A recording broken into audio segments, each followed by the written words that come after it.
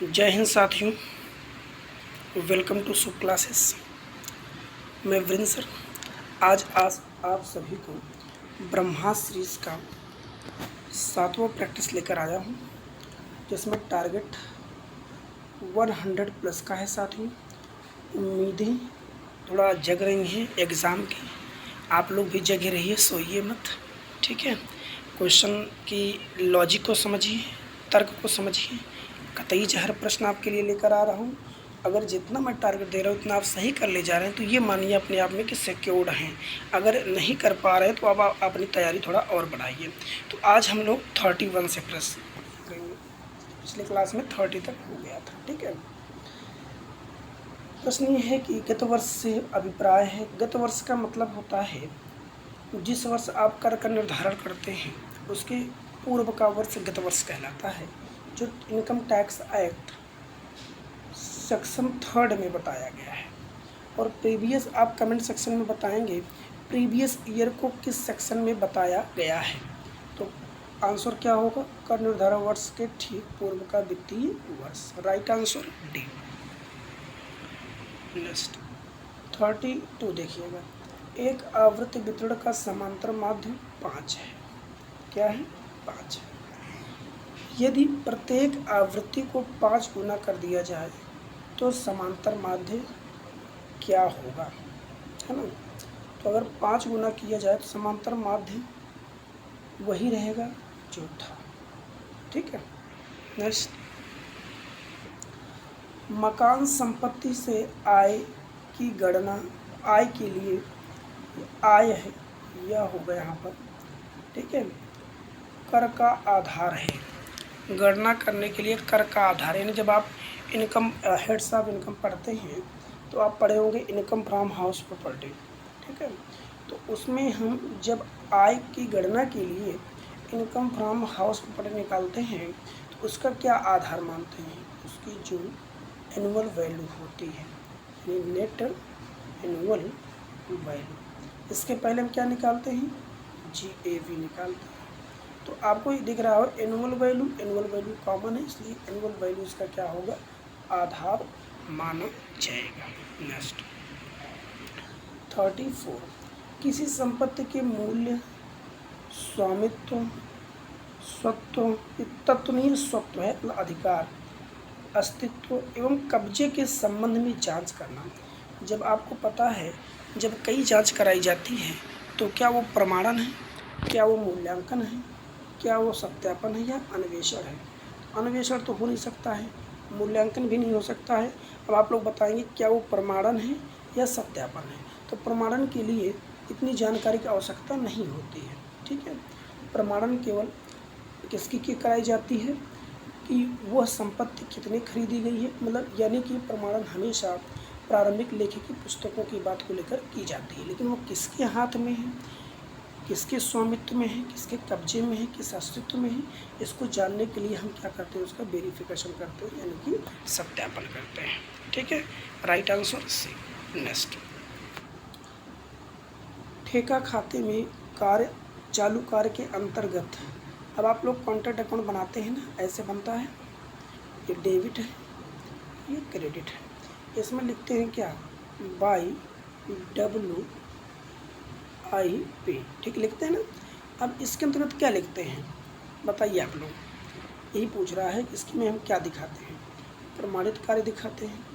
अप्रमाणित कार्य दिखाते हैं, मतलब वर्क सर्टिफाइड दिखाते हैं, या वर्क अनसर्टिफाइड दिखाते हैं, या वर्क सर्टिफाइड अनसर्टिफाइड दोनों दिखाते हैं, या वर्क सर्टिफाइड पर कितनी रोकड़ प्राप्त हुई है उसकी लागत दिखाते हैं। तो आपको पता है वर्क सर्टिफाइड और अनसर्टिफाइड दोनों दिखाया जाता है, ठीक है। राइट आंसर सी होगा। पढ़ लीजिएगा, जहाँ ना समझ में आए जो टॉपिक आप जरूर बताएंगे, मैं उस पर वीडियो बनाऊंगा, ठीक है। परिचालन लागत, परिचालन चक्र जो ऑपरेटिंग साइकिल पीरियड होता है वो किसके बराबर होता है? सामग्री संग्रहण, रूपांतरण अवधि, रूपांतरण और देनदार संग्रहण माइनस लेनदार अवधि? नहीं, ये सब होते हैं। सामग्री संग्रहण अवधि मतलब सामग्री कितनी अवधि में संग्रहित हो जाएगी, उसको कितनी अवधि में रूपांतरित किया जाएगा, कितनी अवधि में निर्मित होगी, और उसकी संग्रहण की अवधि में देनदार कितने समय अवधि के अंतर्गत भुगतान कर देंगे और लेनदार कितने समय अवधि के अंतर्गत भुगतान पा लेगा, माइनस कर दिया जाता है। यानी राइट आंसर क्या होगा साथियों, डी होगा। नेक्स्ट 37 का रहा व्यवसाय, वाणिज्य, व्यापार और उद्योग में किसका क्षेत्र व्यापक है। तो आपको पता है कि जो ह्यूमन एक्टिविटी होती है ये दो प्रकार की होती है, इकोनॉमिक एक्टिविटी और नॉन इकोनॉमिक एक्टिविटी। ठीक है, इकोनॉमिक एक्टिविटी में क्या आता है, बिजनेस, प्रोफेशन और एम्प्लॉयमेंट। बिजनेस में क्या आता है, बिजनेस में आएगा इंडस्ट्री और कॉमर्स, और कॉमर्स में आता है ट्रेड। अब आप क्लियर हो गए हो कि किसका क्षेत्र व्यापक है। इन तीनों की तुलना में व्यवसाय, वाणिज्य, व्यापार और उद्योग में वह व्यवसाय का, किसका, व्यवसाय का। ठीक है, कर्मचारी आवर्तन दर अधिक होने पर क्या होता है, इसको क्या बोलते हैं, जो एम्प्लॉय टर्नओवर होता है, यानी एम्प्लॉय जब आवागमन ज़्यादा होगा तो क्या उत्पादन बढ़ेगा, बिल्कुल गलत है। लागत घटेगी, बिल्कुल गलत है, बल्कि लागत बढ़ेगी, उत्पादन घटेगा। ठीक है, प्रशिक्षण व्यय में कमी होगी, नहीं, जब बार बार आए जाएंगे तो बार बार लोगों को प्रशिक्षण देना होगा तो उसमें वृद्धि होगी। कर्मचारी मनोबल में गिरावट होगी, ये बात सही है। जब बार बार लोग आते जाते रहते हैं तो सोचते भाई क्या बात है, या तो वेतन नहीं देते होंगे या बहुत ज़्यादा काम लेते होंगे, ये सब बहुत सारी बातें उनके मनोबल में आती है, तो उनका मनोबल क्या होता है, गिर जाता है। तो right answer D. Contingent contract, संयोगिक अनुबंध क्या होता है भैया, तो ये वैध होता है, संयोगिक अनुबंध वैध होता है। यानी कि आप कोई भी कॉन्ट्रैक्ट कर रहे हैं, अचानक निर्णय, तटस्थ निर्णय ले रहे हैं, तो निर्णय अगर ले रहे हैं तो वैध माना जाता है। ठीक है, निर्णय नियंत्रण प्रक्रिया का प्रथम चरण होता है, तो नियंत्रण प्रक्रिया का जो प्रथम चरण होता है वो क्या होता है बताइए, कुल कितने चरण होते हैं, कमेंट में बताइए भाई, कुल कितने चरण होते हैं, नियंत्रण प्रक्रिया के कुल कितने चरण होते हैं। सबसे पहले हम क्या करते हैं, मानक निर्धारित करते हैं, है ना, क्या निर्धारित करते हैं भाई, मानक निर्धारित करते हैं, लक्ष्य निर्धारित करते हैं। उसके बाद क्या करते हैं, उसके बाद क्या करते हैं, वास्तविक निष्पादन को जानते हैं, स्टैंडर्ड के बाद रियल को, वास्तविकता को जानते हैं। उसके बाद उसमें हम वेरिएशन को जानते हैं, विचलनों को जानते हैं। ठीक है, और सुधारात्मक कार्रवाई करते हैं। यानी कुल कितने चरण हो गए, 5। तो पहला चरण क्या होगा कि लक्ष्य एवं प्रमापकों का निर्धारण। ठीक, व्यावसायिक संगठन का प्राचीनतम स्वरूप, तो आपको पता है एकल स्वामित्व, कंपनी, संयुक्त हिंदू परिवार और साझेदारी। तो हिंदू परिवार व्यवसाय HUF, ये क्या है, ये प्राचीनतम व्यवसाय का स्वरूप माना जाता है। ठीक है, इन सबकी थ्योरीज के नोट्स चाहिए आपको, तो मेरा नंबर है 7985771247। इस पर आप मैसेज करिए, व्हाट्सएप करिए और अपना नाम लिखकर भेजिए, मैं आपको notes with practice PDF form में ज़रूर दिलवा दूँगा। ठीक है, चलिए देखिएगा, तलपट सहायक हो सकता है हिसाब संबंधी शुद्धियों का पता लगाने के लिए, खाता बही की गणितीय शुद्धि, ये मिल गया ना, गणितीय शुद्धियों का पता लगाने के लिए तलपट यानी ट्रायल बैलेंस क्या होता है, सहायक होता है। ठीक, नेक्स्ट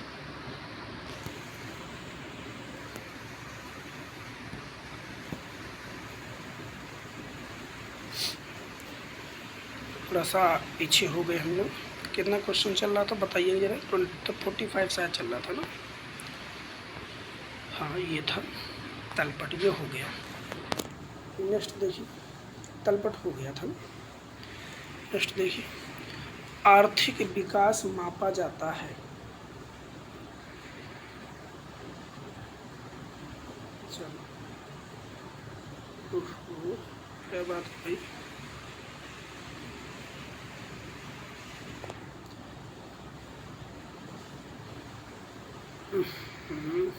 स्टेप कर रहा, चलिए। आर्थिक विकास मापा जाता है वास्तविक राष्ट्रीय आय उत्पाद से, मृत्यु दर से, जनसंख्या दर से, शिक्षा दर से। तो वास्तविक राष्ट्रीय उत्पाद से मापा जाता है। नेक्स्ट 44 देखिए, क्या बात है। 44 निम्न में कौन सा संवर्धन मिश्रण का तत्व नहीं है? ब्रांडिंग, विज्ञापन, बिक्री संवर्धन, व्यक्तिगत विक्रय। तो ब्रांडिंग नहीं है, ठीक है। विज्ञापन और बिक्री संवर्धन और व्यक्तिगत विक्रय ये प्रमोशन मिक्स का तत्व माना जाता है, लेकिन ब्रांडिंग इसका तत्व नहीं है। चलो 45 देखिए, निम्न में से कौन सा सार्वजनिक क्षेत्र का बैंक है? UTI, ICICI, SBI, axis. तो सार्वजनिक क्षेत्र का बैंक कौन है साथियों? एसबीआई है। नेक्स्ट, ऐसा उद्यमी जो किसी प्रकार का नवाचार नहीं अपनाता कहलाता है?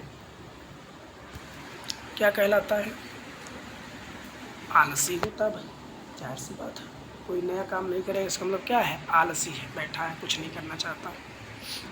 नेक्स्ट, निम्न में कौन सा बैंक 1982 में स्थापित हुआ जो निर्यात को प्रोत्साहन व आयात के लिए ऋण देता है? तो 1982 में कौन सा स्थापित हुआ था? Axis bank.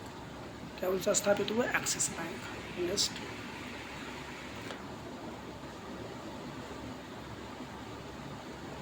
बेरोजगारी उन व्यक्तियों की निष्क्रियता से परिभाषित की गई है जो कार्य करने के योग्य एवं इच्छुक हैं। उपरोक्त कथन किसका है? तो ये कथन नोट कर लीजिएगा, पूछा गया है, पी सर्जेंट फ्लोरेंस का है। किसका है? बेरोजगारी उन व्यक्तियों की निष्क्रियता से परिभाषित की गई है जो कार्य करने के योग्य हैं। तो ये किसने कहा है? पी सर्जेंट फ्लोरेंस का है। नेक्स्ट 49 देखिएगा, निम्नांकित में से प्रत्यक्ष व्यय कहलाते हैं। विशेष साँचों की लागत, भाई आप कोई चीज़ अगर बनाना चाहते हैं उसका मोल्ड लेंगे तो मोल्ड की लागत क्या होगी? बनाने से पहले की लागत सब प्रत्यक्ष होते हैं, ठीक है भाई। तो ये प्रत्यक्ष व्यय होगा। एक विशेष लागत इकाई के एकस और अधिकार शुल्क, अगर आप कोई मोल्ड तैयार कर रहे हैं, कोई चीज़ तैयार कर रहे हैं, उसका जब राइट लेंगे तो राइट्स पर जो अधिकार शुल्क देंगे यानी रॉयल्टी, वो भी आपका क्या होगा? डायरेक्ट एक्सपेंस होगा। दोषपूर्ण उत्पादन के सुधार की लागत, अगर आप अभी माल बनकर तैयार नहीं हुआ है बल्कि उसमें कोई त्रुटि है, उसकी जो लागत आ रही है वो भी आपकी डायरेक्ट ही होगी, यानी कि इसका क्या आंसर होगा? ये सभी।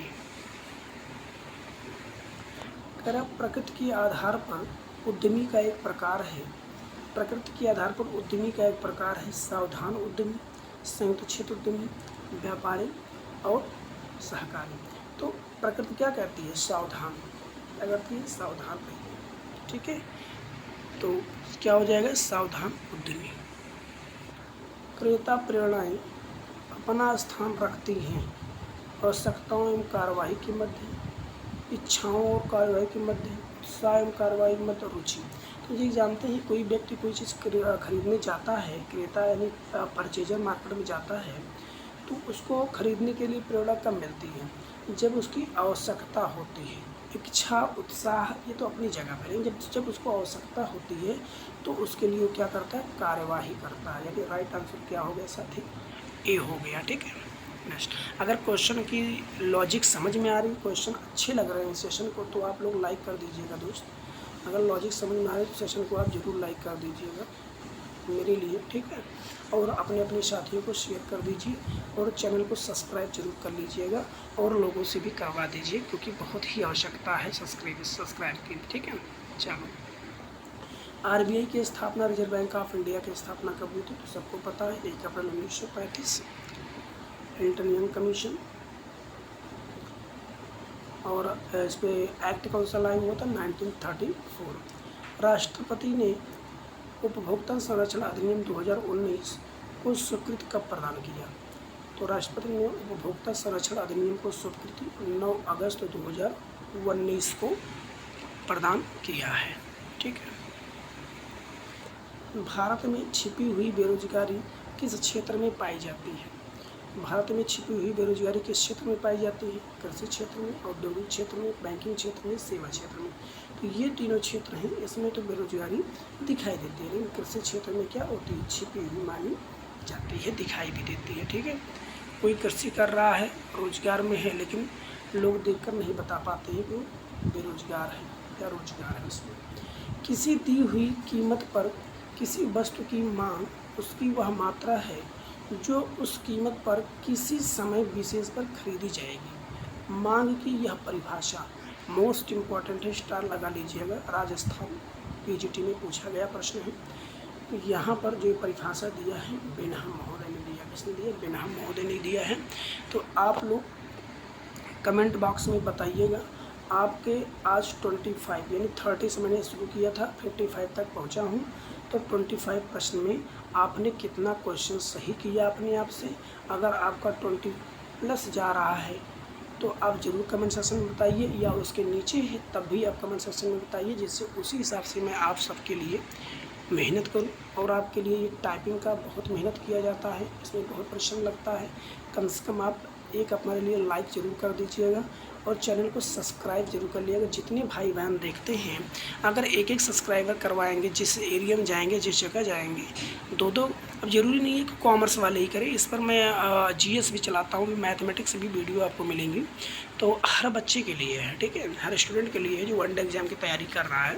तो उन सबसे आप कहिए कि चैनल को ज़रूर सब्सक्राइब कर लें। ये आप सभी से रिक्वेस्ट है कि आप चैनल को ज़रूर सब्सक्राइब करवाएं, ठीक है। बाकी तैयारी में लगे रहें। फिर हम कल मिलेंगे कुछ क्वेश्चन के साथ। बहुत बहुत धन्यवाद। Thank you so much.